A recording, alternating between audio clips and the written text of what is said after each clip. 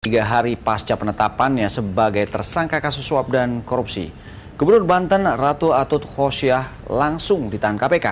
Ratu Atut yang biasanya tampak tegar dan penuh kemewahan harus mendekam di tahanan dengan mengenakan seragam tahanan korupsi. Air mata pun tak terbendung di saat-saat terakhirnya menghirup udara bebas. Berikut dalam Barometer pekan ini.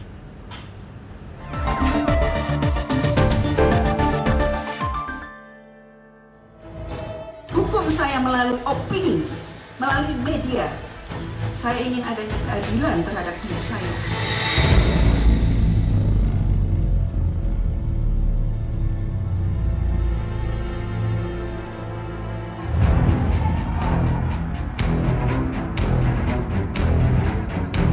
Jumat Keramat, tak sedikit pun senyum menghiasi wajah Gubernur Banten Ratu Atut Khosyah.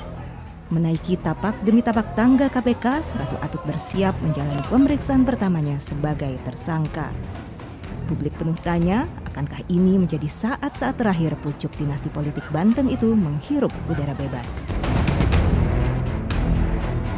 Seragam tahanan KPK yang dikenakan Ratu Atut usai pemeriksaan langsung menjawab pertanyaan.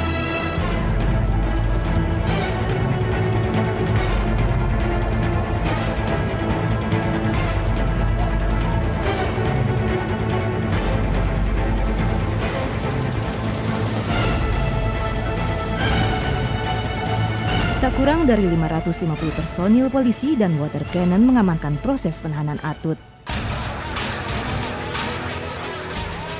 Ribuan jawara Banten yang mengikuti kedatangan Ratu Atut hanya bisa menyaksikan. Para jawara yang datang dengan puluhan bus untuk memberikan dukungan pada Ratu Atut semula bertekad mengawal sang ratu kembali ke Banten bersama mereka. Namun ternyata mereka hanya bisa mengawal Atut ke tahanan. Menyusul adiknya Tubagus Khairi Wardana alias Wawan ke balik jeruji besi. Kemunculan Atut di KPK kemarin adalah kemunculannya yang pertama sejak ia ditetapkan sebagai tersangka. Gubernur Ratu Atut sempat menghilang. Sang gubernur sakit dikabarkan karena syok pasca penetapannya sebagai tersangka. Sejumlah kewajibannya terabaikan. Atut batal melantik wali kota Tangerang. Padahal tamu sudah berdatangan di acara yang menelan biaya 250 juta rupiah itu. Wali kota Tangerang terpilih yang diusung Partai Demokrat sangat kecewa karena ia sudah 5 kali batal dilantik Atut. Atut pun tidak hadir dalam rapat paripurna DPRD Banten Kamis lalu. Ia mengutus wakilnya Rano Karno untuk hadir. Rano pun menyatakan siap jika harus menggantikan posisi Atut. Gubernur, ya mekanismenya kita harus mengatakan siap gitu. Memang mekanismenya seperti itu.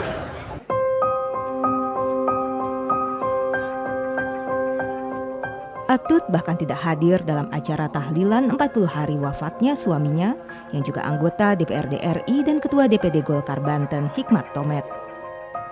Suami yang dilepasnya dalam duka saat meninggalkannya karena penyakit stroke saat ia mulai terjerat KPK dan diterpa berbagai isu.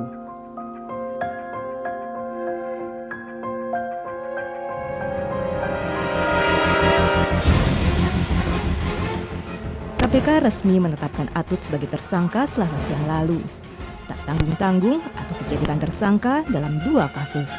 Kasus suap sengketa Pilkada Lebak dan kasus korupsi pengadaan alat kesehatan di Provinsi Banten. Bersama-sama atau turut serta dengan tersangka yang sudah ditetapkan terlebih dahulu, yaitu TCW dalam kasus pemberian atau penyuapan terhadap Ketua MK Akil Mukhtar. Dan yang lainnya dalam kasus Alkes Banten.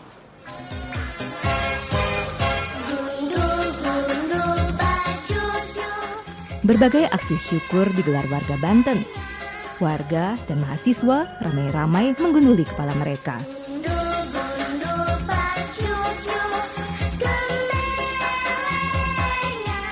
Inilah cara mereka bersyukur atas status tersangka Atut. Juga sebagai simbol gerakan bersih-bersih Banten dari dinasti Atut. Ekspresi dari keprihatinan kita sebagai rakyat Banten dengan situasi yang terjadi di Banten sekarang ini. Dan kita tadinya sangat pesimis dengan situasi di Banten, tapi ternyata kalau ada komitmen yang kuat untuk membersihkan situasi di Banten ternyata bisa. Dan Gundul ini artinya kita ingin membersihkan Banten dari korupsi. Pihak Atut melalui kuasa hukumnya membantah terlibat dalam kasus suap sengketa Pilkada Lebak. Namun Atut tak memungkiri telah bertemu Ketua Mahkamah Konstitusi Akil Muchtar bersama dengan adiknya Wawan di Singapura beberapa hari sebelum Akil dan Wawan ditangkap KPK. Namun Atut membantah kalau pertemuan itu disengaja untuk jual beli keputusan perkara sengketa Pilkada.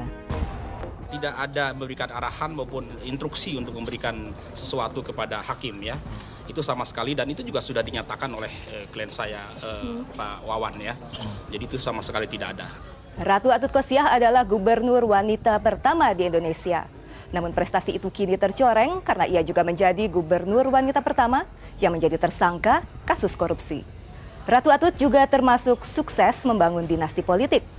Bahkan dinasti politik Atut di Banten tercatat sebagai dinasti politik kepala daerah terbesar di Indonesia.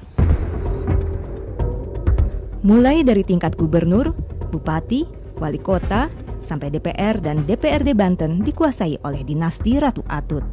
Keluarga Atut menjabat tak hanya di tingkat Provinsi Banten, namun juga di Kota dan Kabupaten Serang, Kabupaten Pandeglang, hingga Kota Tangerang Selatan. Kontrol jelas kurang berjalan karena kekuasaan eksekutif dan legislatif dikuasai dinasti Atut.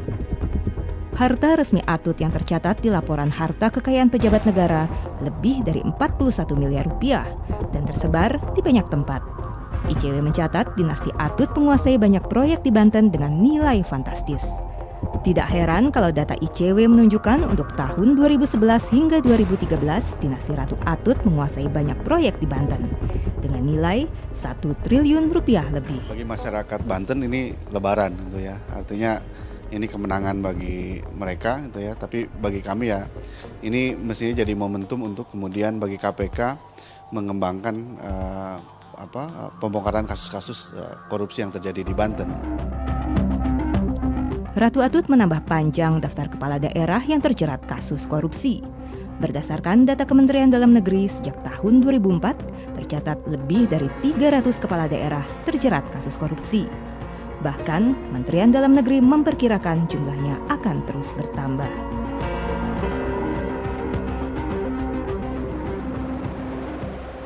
Tumbangnya Ratu Atut Khosyah sebagai pucuk dinasti politik Banten diharapkan bisa memberi efek domino pada kroni-kroni keluarga dan kerabatnya.